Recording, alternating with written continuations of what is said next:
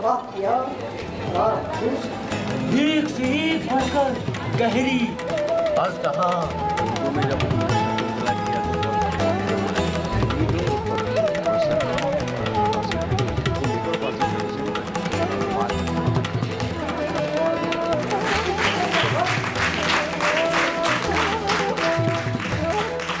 मुअज़्ज़िज़ नाज़रीन, हमने देखा कि पारसी थिएटर के ज़वाल के साथ ही उर्दू का तिजारती थिएटर तकरीबन ख़त्म सा हो गया।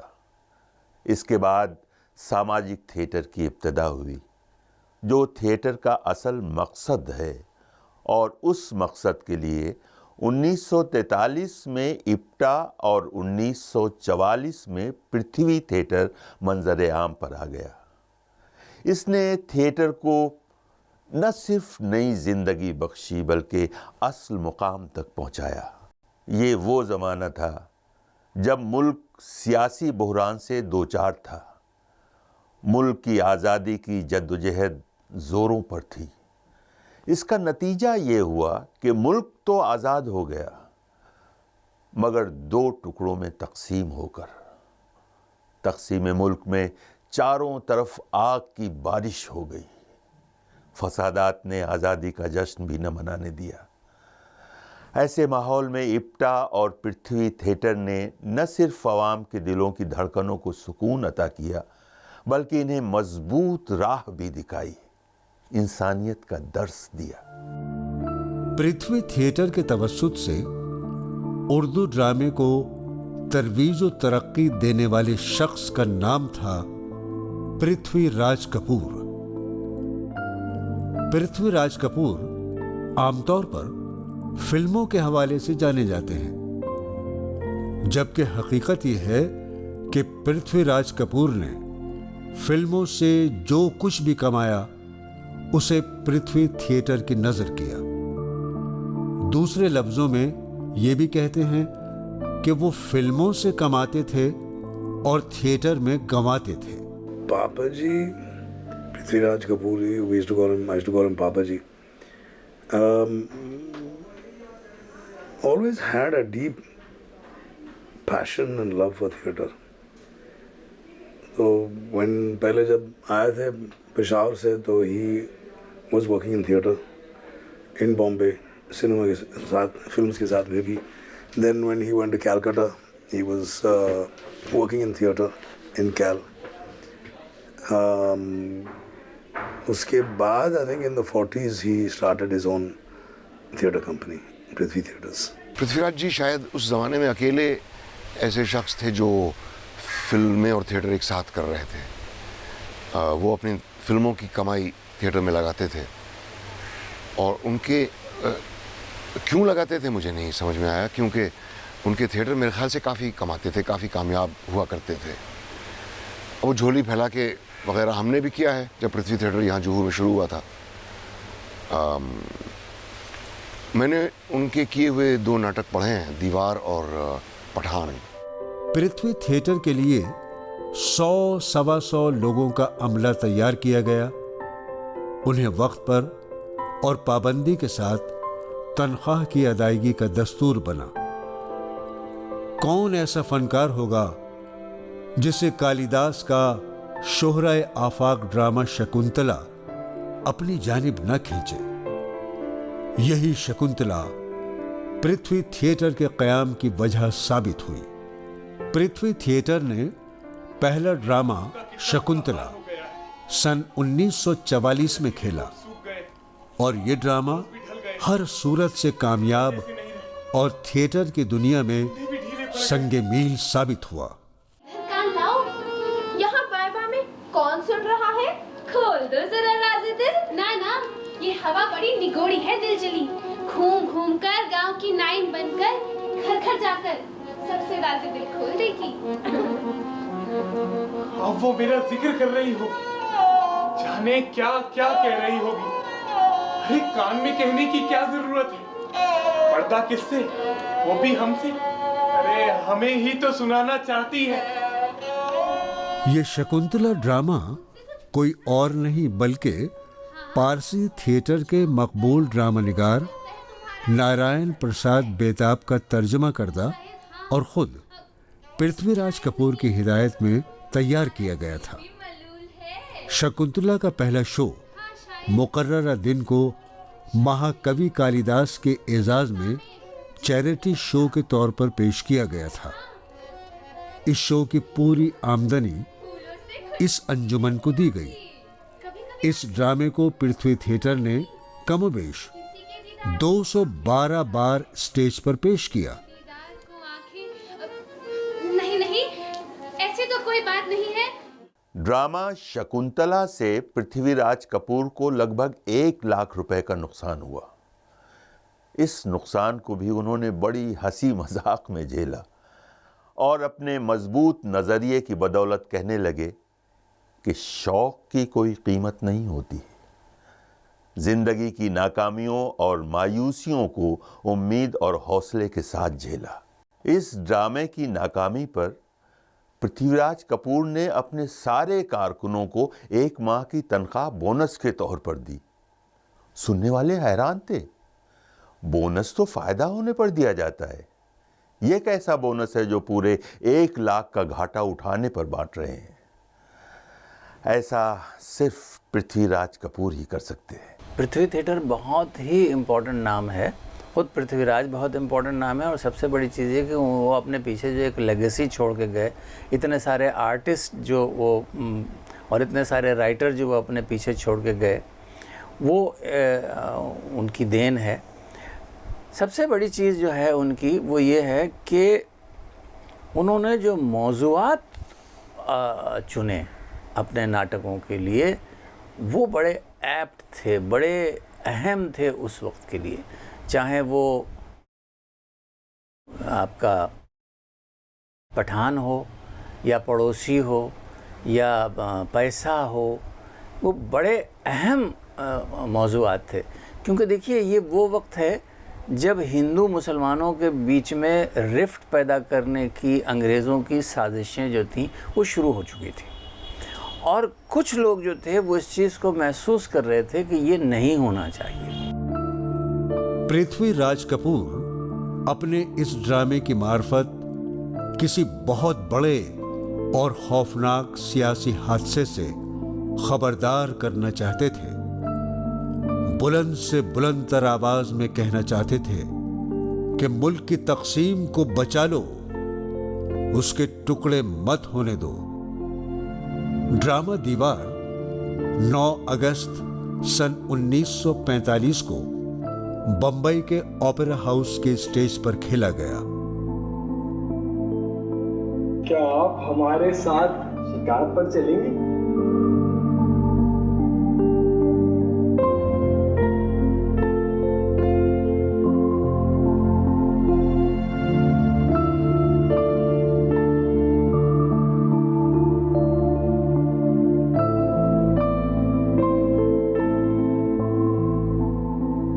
देखा कितना बदल गए हैं।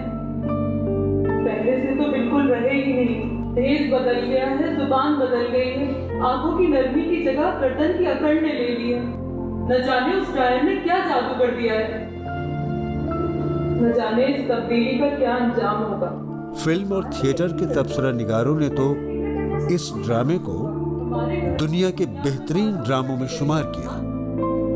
पृथ्वीराज का काबिल सताइश फन अदाकारी और पुरअसर मुकालमे इस ड्रामे की जान थे। पृथ्वीराज कपूर के बड़े साहिबजादे राज कपूर ने भी अपने चुलबुले किरदार की बदौलत नाजरीन को अपनी तरफ रागिब किया था। मेरी लक्ष्मी, मेरी प्यारी लक्ष्मी, मैं तुझे भला कभी गाली दे सकता हूँ? तू डार्लिंग का मतलब नहीं समझती, फिर तो तू कुछ नहीं जानती। अरे इसके बड़े अच्छे अच्छे मतलब हैं। पृथ्वीराज के छोटे भाई के किरदार में सज्जन ने भी तमाशाइयों के दिलों में अपनी जगह बना ली थी। गैर मुल्की औरत के किरदार में मशहूर अदाकार बलराज साहनी की बीवी दमयंती साहनी ने उम्मीदों से कहीं बढ़ चढ़कर लोगों को मुतासिर किया। और बड़े मालिक भी कितना बदल गए, देखा है तुमने? मैं शमी कपूर मैंने अपनी ज़िंदगी में सबसे पहले पृथ्वी थिएटर्स के प्ले शकुंतला में भरत के रोल में भाग लिया था 1944 में। पृथ्वी थिएटर्स के इन नाटकों ने दुनिया भर का मनोरंजन किया, लेकिन सिर्फ ड्रामे ही नहीं, उन ड्रामों में जो संगीत था उसने लोगों पर बहुत असर किया, चाहे वो शकुंतला हो, दीवार, पठान, गद्दार, पैसा, कलाकार, किसान, आहुति, सब प्लेज में अपने अपने किस्म का एक ऐसा संगीत था जो उस नाटक के साथ बिल्कुल एक हो गया था। तक़सीम का दिलदोज़ वाक़या और आपसी दंगों की लपट हिंदुस्तान के अवाम के हिस्से में आई। इन भोले भाले अवाम को अपनी जान और ज़िंदगी की कुर्बानी तो गवारा थी, लेकिन अपने इरादों और मकसद की कुर्बानी देने के लिए किसी भी कीमत पर राज़ी नहीं थे। इनमें ज़िंदगी की आस और तमन्ना अभी बाकी थी। ये एक दूसरे से मिलजुल कर खुशहाली और महफूज ज़िंदगी जीना चाहते थे। यही वो मंजर था जिसमें पृथ्वीराज कपूर नए ड्रामे पठान को जन्म दिया। ये ड्रामा पृथ्वीराज कपूर के दिल की गहराइयों से निकली दर्दनाक चीख थी। आपस में मिलजुल कर रहना, एक दूसरे के दुख सुख में शरीक होना, एक दूसरे के लिए अपना सब कुछ न्यौछावर कर देना, इन ख्यालों और कदरों को ड्रामाई शक्ल दी थी जनाब लाल चंद बिस्मिल साहब ने, जो पेशावर के ही रहने वाले थे। लालचंद बिस्मिल पेशावरी का लिखा ड्रामा पठान सन 1947 में पहली बार खेला गया।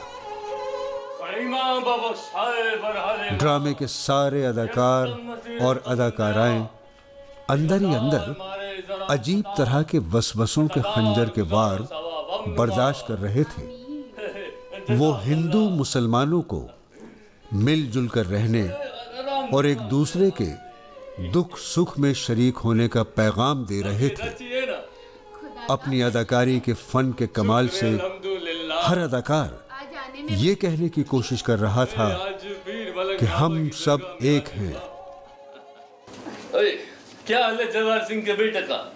खुदा का फजल है कुर्बान, पहले से तो अच्छा ही है। अपने वजीर चंदे की माँ दवा दारू दे रही है।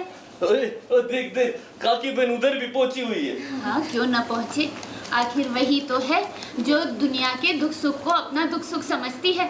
पता लग जाए उसे कि गढ़ी में किसी के घर कुछ तकलीफ है तो बेचैन हो जाती है, उड़कर पहुंचती है।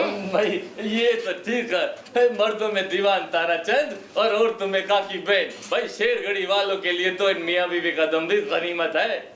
एक दूसरे के बेहद खैर खां, लेकिन जो उन्हें नजर आ रहा था, जो वो सुन रहे थे, वो बिल्कुल मुतजाद था। दोनों फिरके एक दूसरे के खून के प्यासे, जिनकी नफरत, हिकारत और दुश्मनी को दोस्ती की शक्ल में ढलने के सारे इम्कानात लगभग खत्म हो चुके थे। उसे पृथ्वी थिएटर ने ड्रामा पठान की पेशकश से रोशन किया। पृथ्वीराज कपूर का जो पूरा का पूरा कंसर्न था वो ये था कि मुल्क तकसीम हो रहा है, तकसीम हो चुका है, लोग लड़ रहे हैं, खून बहा रहे हैं, मज़हब के नाम पर तलवारें खींच रहे हैं, और उनके सारे ड्रामों में घूम फिर कर इंसानियत, हिंदुस्तान की पूरी तारीख़, हिंदुस्तान में मिलजुल कर रहने की परंपराएं, उन पर फोकस था कि तुमसे ज़्यादा बदहाल ये किसान है, ये मज़दूर है, इसकी तरफ तो देखो, तुम आपस में किस बात पे लड़ रहे हो, हज़ारों साल से तो साथ रह रहे हो। और मोहब्बत का पैगाम ही था। पठान में भी यही है कि एक पठान बाहर से आया है और उसको लोग कहते हैं ये तो बाहर का काबली वाला जो फिल्म आपने देखी है, लेकिन जिस तरह से एक बच्ची से वो मोहब्बत करता है कि इंसान से इंसान का रिश्ता डेवलप होता है, उस रिश्ते की जो कीमत है उसकी कोई कीमत आप लगा नहीं सकते हैं। जब बम्बई में पठान के शो हुए तो फिल्मी दुनिया, कौमी प्रेस, सियासी और समाजी हलकों में इस ड्रामे की दिल खोल कर सताइश की गई।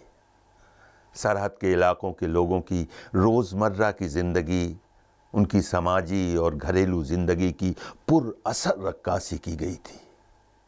वहाँ के दो बड़े फ़िरक़े, हिंदू मुस्लिम में आपसी भाईचारा, एक दूसरे के दुख सुख में शरीक और कौमी यकजहती का पैगाम बड़ी खुशअस्लूबी और पुरअसर ढंग से दिया गया था। इसलिए इसे 558 बार स्टेज पर खेला गया था। तक़सीम, वतन की तक़सीम, मादर वतन की तक़सीम, चार जानिब यही सदा फिजाओं को जहरीला बना रही थी। मुल्क के हालात बद से बदतर होते जा रहे थे और ये हालात सारे मुल्क में जंगल की आग के मानिंद फैलते जा रहे थे।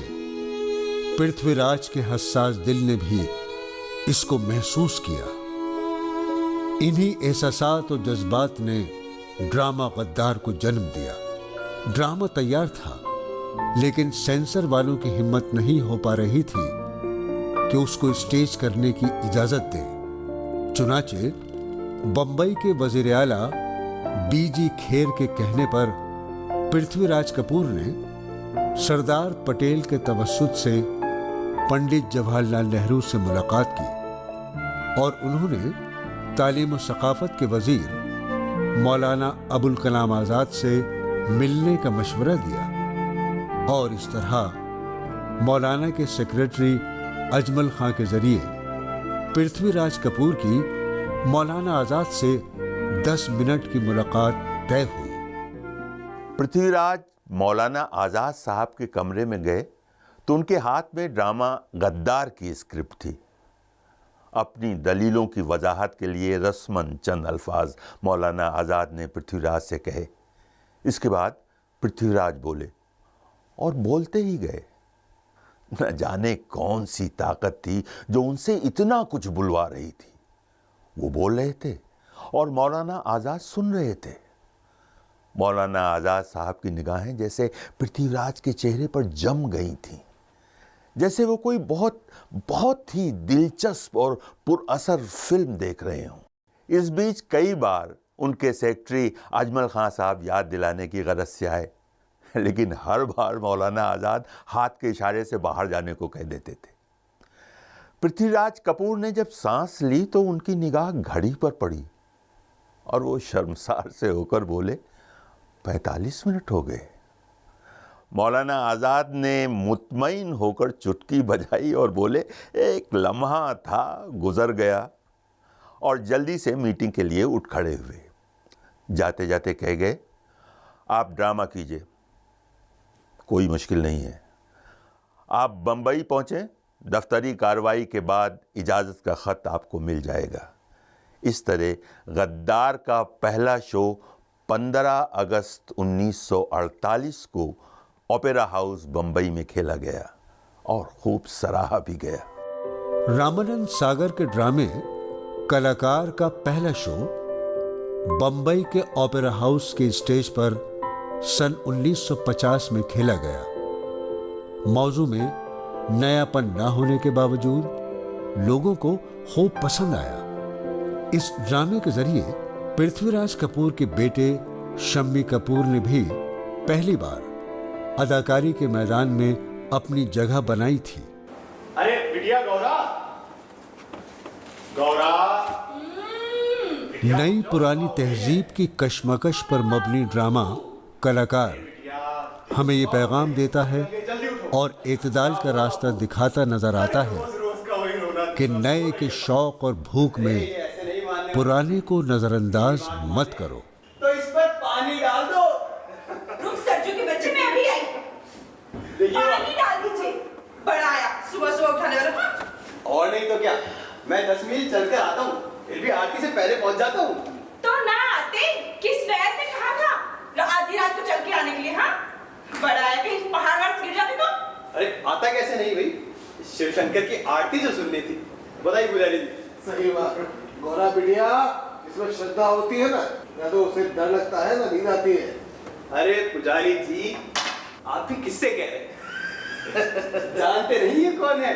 अरे भाई ये तो चाहती है कि भगवान की मूर्ति की तरह हर वक्त सोती रहे, किसी को जरूरत हो आए, आरती उतारे, घंटी बजा के उसे उठा ले। अरे नहीं।